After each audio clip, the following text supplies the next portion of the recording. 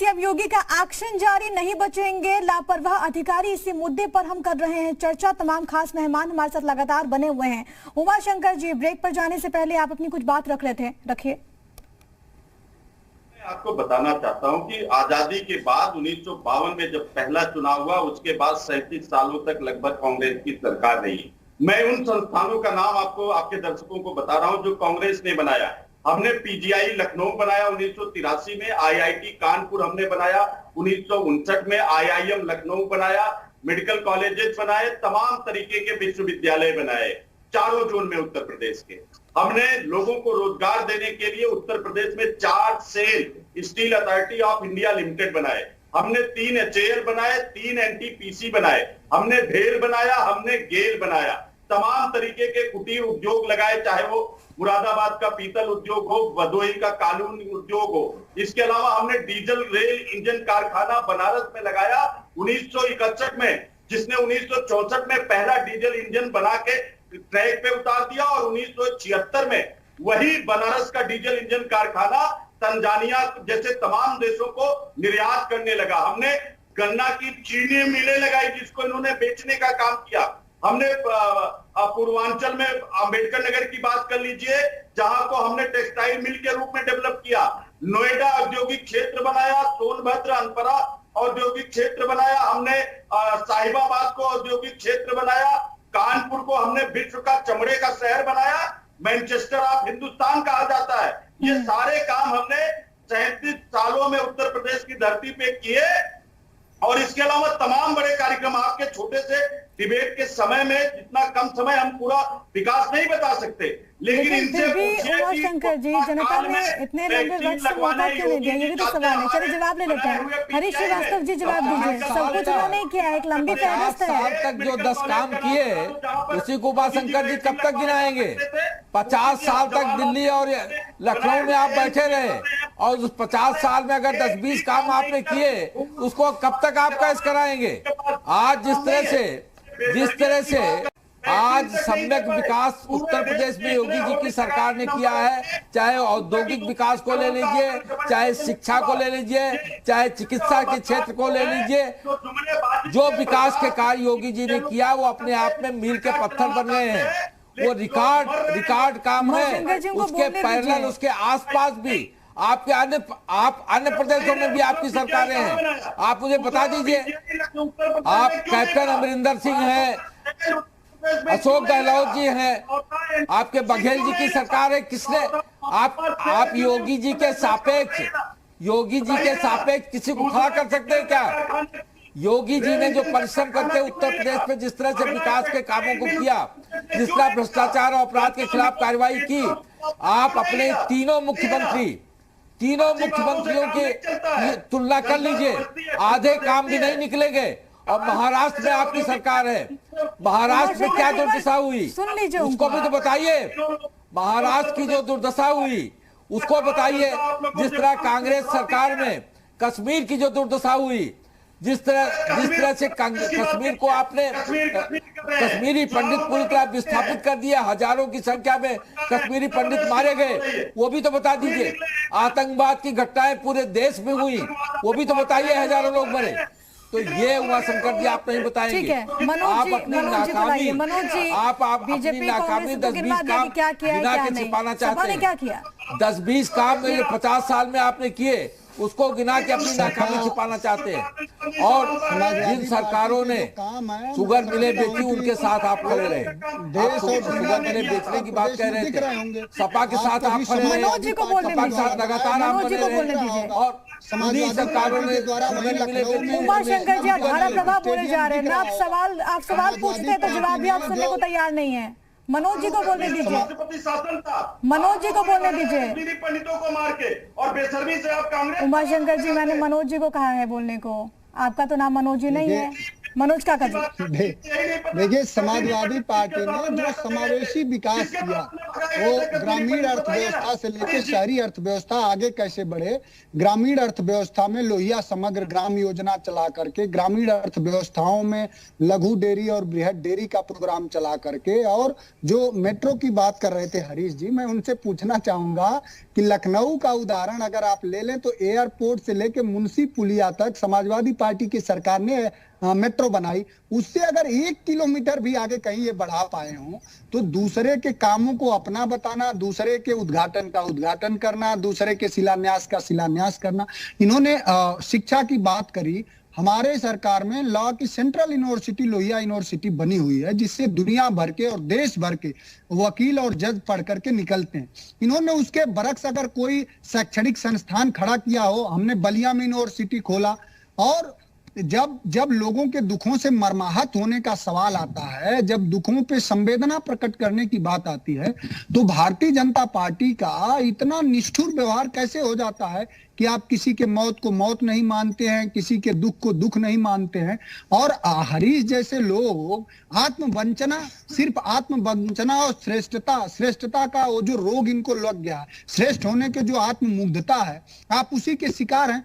जब पूरे देश में लोग मर रहे थे तो आपके जो शीर्षस्थ नेता हैं वो मोर खिला रहे थे, और आप जब पूरे उत्तर प्रदेश में बढ़ता है, पूरे उत्तर प्रदेश के लोग बेकारी से सरकार में लोग वहीं धरने दे रहे हैं, तो आपके सूबे के मुख्यमंत्री गुल्लू को चुल्लू भर पानी पिला रहे हैं, गुल्लू में व्यस्त है। तो आम लोगों की समस्या से जुड़ने के बजाय आप गुल्लू को चुल्लू भर पानी पिलाने में। आपकी आवाज नहीं आ रही है जी। सर, अब आप मेरी आवाज सुन पा रहे हैं? हेलो मोहसिन रजा जी, आवाज सुन नहीं पा रहे? जी, बहुत स्वागत है मोहसिन रजा आपका। Thank you. मोहसिन रजा साहब, सीएम योगी एक्शन में नजर आ रहे हैं, कई सारे उन्होंने फैसले भी लिए हैं, कई सारे सख्त कदम उन्होंने उठाए हैं, लेकिन विपक्ष की ओर से तमाम तरह के आरोप लगाए जा रहे हैं कि हृदयहीन है मुख्यमंत्री, संवेदनशीलता नहीं है। विपक्ष के पास कुछ है ही कहाँ, आरोप प्रत्यारोप करने से भी क्या मिलने वाला है। उन्होंने किया क्या था, उनको तो जनता ने हाशिए पर डाला हुआ है, और विपक्ष के पास ना कोई नीति ना नेता, कुछ नहीं है। सिर्फ आप बैठ के घर से ट्वीट कर रहे हैं। लेकिन माननीय मुख्यमंत्री आदरणीय योगी आदित्यनाथ जी लगातार प्रदेश के जनपदों में जाकर लगातार दौरे भी कर रहे हैं। कोरोना के दौरान भी उन्होंने लोगों को राशन बांटने की बात हो चाहे उनको दवा पहुंचाने की बात हो, लगातार किए हैं। और आज भी माननीय मुख्यमंत्री लगातार हर जनपद की समीक्षा बैठक ले रहे हैं, वहां की जो योजनाओं का शिलान्यास किया गया था उनका लोकार्पण कर रहे हैं। तो ऐसा तो मुख्यमंत्री इतिहास में कभी हुआ ही नहीं है उत्तर प्रदेश में, जिस तरह से आदरणीय योगी जी लगातार 23 करोड़ जनता की सेवा के लिए लगे।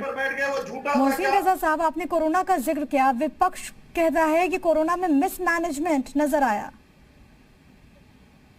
कोरोना का तो आप ये मानकर चलें कि कोरोना में जो प्रबंधन आदरणीय योगी जी के नेतृत्व में उत्तर प्रदेश में हुआ, उसकी प्रशंसा देश तो छोड़िए, आप विदेशों में भी उसकी प्रशंसा हुई है, और माननीय सर्वोच्च न्यायालय ने भी उनके प्रबंधन की प्रशंसा की है। और एक एक व्यक्ति आप किसी से भी बात कर लें रैंडमली तो आपको बताएगा कि कोरोना का प्रबंधन जितना अच्छा माननीय योगी जी ने देखा है वो अपने आप में अभूतपूर्व। उमाशंकर जी, आप कुछ कहना चाह रहे हैं? हाँ, मैं बिल्कुल कह रहा हूँ। मोहसिन रजा जी संवैधानिक पद पर बैठकर झूठ बोल रहे हैं। इलाहाबाद हाई कोर्ट ने इन लोगों को बात करने की बिल्कुल भी एकदम तमीज नहीं है। ये जिस तरह से बात करते हैं विपक्ष के लोग, इनको पहले मर्यादा में रहना चाहिए। इसीलिए इनको बार बार हम लोगों ने कहा है कि चले जाया करें अयोध्या, और वहां से कम मर्यादा में पुरुषोत्तम कैसे बनता है, प्रभु श्री राम के दर्शन कर लें तो शायद सद्बुद्धि आ जाए। सर्टिफिकेट नहीं चाहिए जिसने आपको प्रचंड बहुमत से यहाँ पहुंचाया। आप WHO, आप विदेश से सर्टिफिकेट लाएंगे, लेकिन जो जनता आपको भर्त्सना भेज रही थी, निंदा भेज रही थी, आप उसका सर्टिफिकेट नहीं लेना चाहते ना। यही जनता आपको धूल चटा के बाहर करेगी। वही अनुदेशक, वही शिक्षा मित्र, वही बेरोजगार, वही मृतक आश्रित पुलिस वाले, वही अभ्यर्थी जिनकी भर्तियां नहीं हो पा रही हैं, सुप्रीम कोर्ट और हाई कोर्ट में इनसे पूछिए अगर ये जीत चुके हो तो हम अपनी बात कहें के लिए बांध दिया है कि अपने खेत के चारों ओर इनसे बाड़े नहीं पूछिए लगा कि अगर ये चीज पुकार पे बंद करें तो हम अपनी बात कहें जवाब सुन लीजिए, जवाब सुन लीजिए। वही उत्तर प्रदेश की महिलाएं उमाशंकर जी, यही तो समस्या है कि सवाल आप पूछते रहते, धारा प्रवाह बोलते रहते, किसको जवाब देने का मौका नहीं देते। उनसे जवाब भी तो सुन लीजिए। उद्देश्य तो यही है ना कि सवाल का जवाब मिले। मोहसिन रजा साहब क्या कह रहे थे, अगस्त में तो मौतें होती है। इतने निर्दयी और निष्ठुर सरकार के लोग हैं, ये सत्ता को भाई जवाब तो सुन लीजिए। और उत्तर प्रदेश की जनता इस बात को देख रही, उखाड़ फेंकेगी। ठीक है, जवाब सुनिए मोहसिन रजा साहब। पहले तो मुझे बता दें कि मेरे कौन से मित्र हैं, किस पार्टी से बिलोंग करते हैं, जिन्होंने इतना प्रवचन दे डाला, बैठकर कुछ किया भी तो है नहीं। आपके चैनल पे बोलने का मौका मिल गया, प्रवचन दे डाला इन्होंने। मुझे बताएं आप कौन साहब हैं जी, ये? कांग्रेस पार्टी के प्रवक्ता है उमाशंकर पांडे और उन्होंने कई सारे गंभीर सवाल आप पे अरे उठाए हैं। कांग्रेस के लोगों को तो बोलने का अधिकार ही नहीं है कहाँ?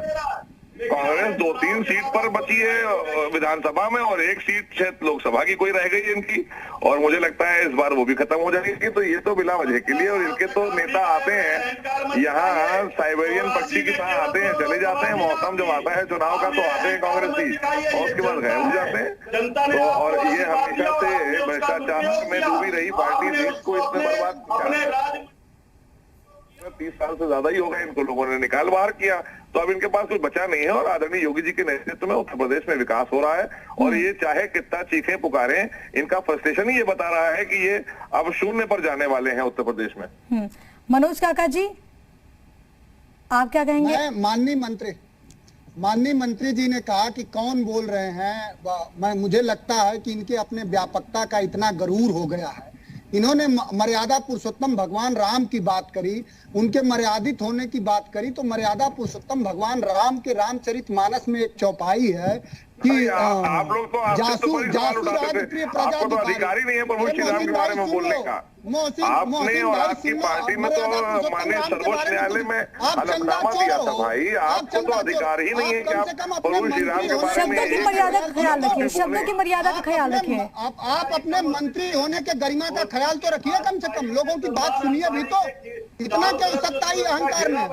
मर्यादा पुरुषोत्तम भगवान राम के रामायण में है कि जासु राज प्रिय प्रजा दुखारी सो नृपावसी नरक अधिकारी। ये चौपाई है, कभी पढ़ भी लिया करिए। मैं समझ रहा हूँ कि आरएसएस का चिट्ठा लेके आ गए होंगे आप, क्योंकि आपको मंत्री का पद बचाना है। ठीक है मनोज, ठीक है। मुझे गर्व है कि मैं आरएसएस का भी एक कार्यकर्ता हूँ। लेकिन मोहसिन रजा साहब, मोहसिन रजा साहब, क्या जा रहे हैं देश में, मोहसिन रजा साहब, अगर मुख्यमंत्री धरातल पर उतरते हैं, वहाँ पर वो हकीकत को जानने की कोशिश करते हैं, एक्शन भी लेते हैं, विपक्ष को क्यों दिक्कत है? क्या आपको लगता है इसकी क्या वजह? वजह कुछ नहीं है, इनकी दुकानें बंद हो चुकी हैं, एक पारदर्शी सरकार चल रही है, ईमानदार सरकार चल रही है, रामराज की स्थापना हो चुकी है प्रदेश में, तो इसलिए ये सब विचलित है। इन्होंने कभी जनता के हितों के काम किए ही कहाँ थे, चाहे सपा हो, बसपा हो, कांग्रेस हो, इन्होंने लूटने का काम किया था। आज एक योगी जो है वो उत्तर प्रदेश की कमान संभाले हुए हैं और सबको न्याय भी दे रहे हैं, सुरक्षा भी दे रहे हैं। लखनऊ से आप बोल रहे हैं, वहीं 69,000 शिक्षक भर्ती में 22,000 दलितों पिछड़ों का हक एक स्वजाति को मुख्यमंत्री जी ने दे दिया। आपकी हिम्मत है? आप सवाल उठा पाएंगे? आप सूबे में कैबिनेट के मिनिस्टर हैं। समाजवादी पार्टी हो या कांग्रेस पार्टी, यार ये सब के सब फ्रस्ट्रेशन में क्यों है, हमारी समझ में नहीं आता। अभी से हार माने बैठे हैं पहले इसी तरह से भाषा बोलते सारे विपक्ष के नेता, अभी से हार माने बैठे हैं। कांग्रेस की और समाजवादी पार्टी की, इसके उमाशंकर जी फ्रस्ट्रेशन क्यों है? पूरी तरह से खारिज करने का काम किया। उमाशंकर जी फ्रस्ट्रेशन क्यों है? मोहसिन रजा साहब भी सवाल यही पूछ रहे हैं। नकारात्मकता इनको उत्तर प्रदेश की जनता इसी के कारण इनको पूरी तरह से फिर खारिज करेगी, फिर किनारे खड़ा करेगी, क्योंकि फ्रस्ट्रेशन निकालना, अनर्गल प्रलाप करना ये लोगों को पसंद नहीं आता। तथ्यात्मकता पे बात न करना, तथ्यात्मक बातें न रखना और झूठ और प्रपंच बोलना ये जनता को नहीं छुआता। जनता बहुत जागरूक है, जनता उसको सब पता है समझती है, कि जनता आदरणीय योगी फैसला लेने में सक्षम है, जनता सब समझ रही है, जनता सब जानती है और जवाब भी देगी। बहुत धन्यवाद आप सभी का हमारे साथ जुड़ने के लिए और अपनी बात यहाँ पर रखने के लिए।